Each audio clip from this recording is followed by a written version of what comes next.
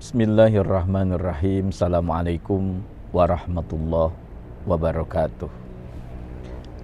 Bagi mereka yang memimpikan masa depan yang cerah dan cemerlang, maka sebaiknya mengkaji salah satu surah di dalam Al-Quran, yaitu surah Ad-Duha. Surah Ad-Duha itu dimulai dengan qasam, dengan sumpah. Allah bersumpah, wad-duha, demi waktu duha, wal-laili idza saja, dan demi waktu malam jika sudah tenang.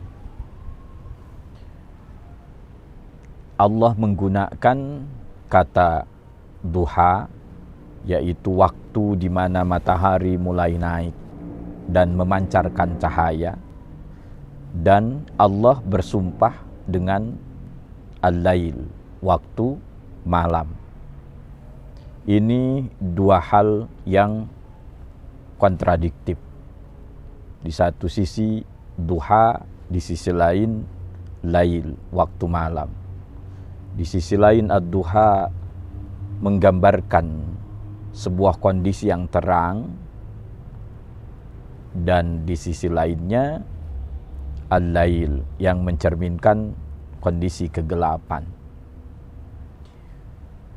Dalam ilmu balaghah, jika ada kalimat yang rangkap seperti ini, kemudian memunculkan dua diksi yang bertolak belakang, tadad, kontradiktif, maka disebut dengan tibak.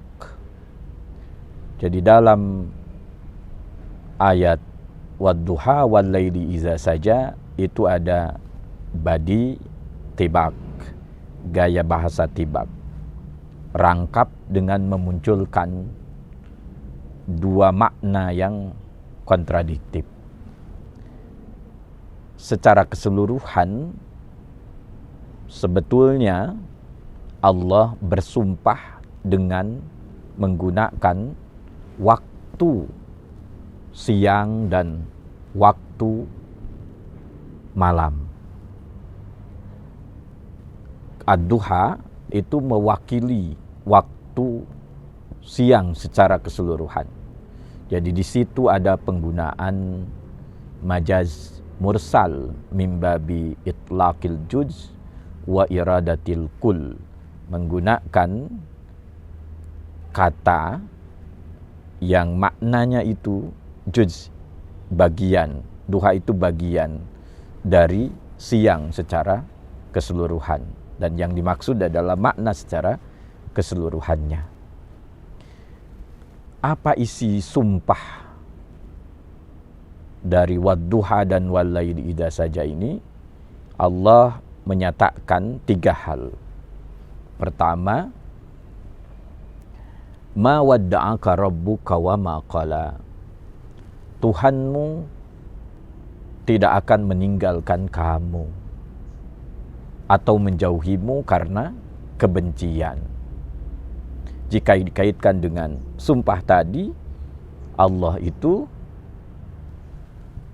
tidak akan meninggalkan hambanya sedikit pun, sesaat pun, baik itu di waktu siang maupun di waktu malam. Memang khitabnya untuk Nabi, khitab awalnya untuk Nabi, tapi ibrahnya adalah untuk kita.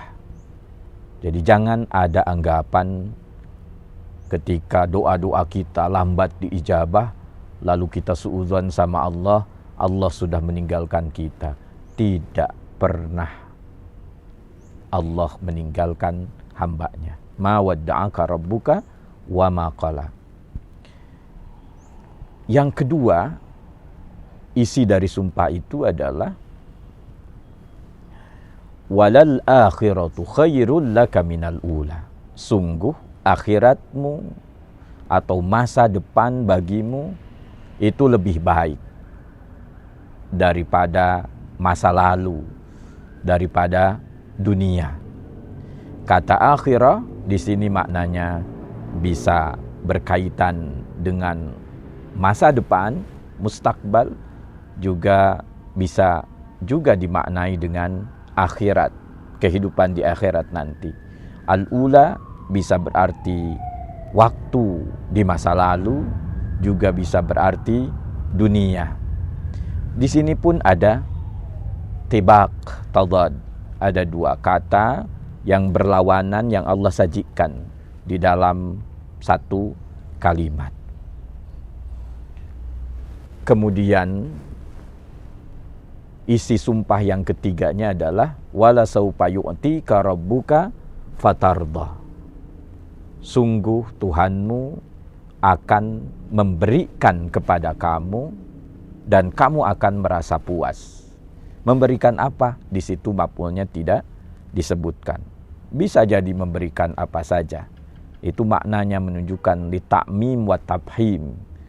Nikmat yang diberikan Allah itu bisa banyak dan bisa besar. Jika kita kaitkan dari ayat yang pertama sampai ungkapan yang barusan, malam dan siang, atau siang dan malam. Siang adalah kondisi di mana cahaya itu muncul.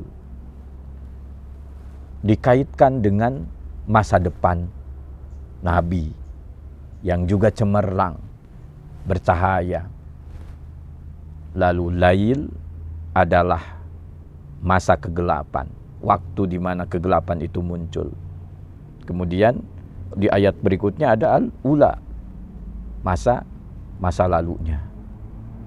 Jadi di situ kita bisa menggali antara ayat yang pertama kemudian dengan ungkapan walal akhiratu khairul laka minal ula. Coba kita telisik ayat-ayat berikutnya. Alam yajidka yatimang fa'awa. Masa lalu Nabi itu yatim. Tidak ada yang melindungi, tapi Allah lindungi. Itu masa depannya berarti lebih cerah. Kemudian di masa lalu Nabi sempat galau, bingung, wa wajadaka dhallan, tapi kemudian oleh Allah diberikan petunjuk, fahada. Masa lalunya penuh dengan kerisauan, tapi kemudian di masa depannya Nabi mendapatkan hidayah. Wa wajadaka a'ilan fa'agna.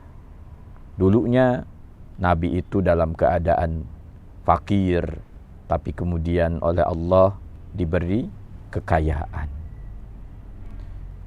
Setelah Nabi mendapatkan perlindungan dari Allah, mendapatkan hidayah dari Allah, dan mendapatkan kekayaan dari Allah, Nabi diingatkan, kalau nanti datang anak yatim, fa'ammal yatima fala takar, nggak boleh dihardik. Kalau nanti datang mengemis atau yang bertanya, fala tanhar, nggak boleh dihardik atau dibentak.